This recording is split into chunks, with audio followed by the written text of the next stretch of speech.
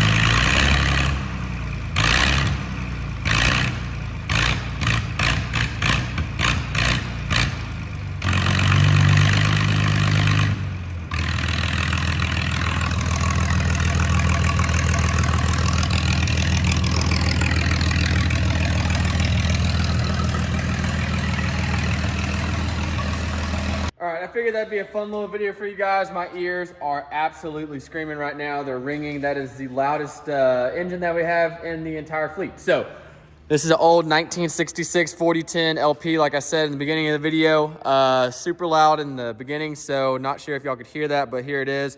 It's been repainted. Still original engine, hasn't been pulled or yanked or anything, or the frame split or anything for the transmission. It does have the synchro shift on this side. So yeah, You can see it. Instead of having the shuttle shift, there's a synchro right here.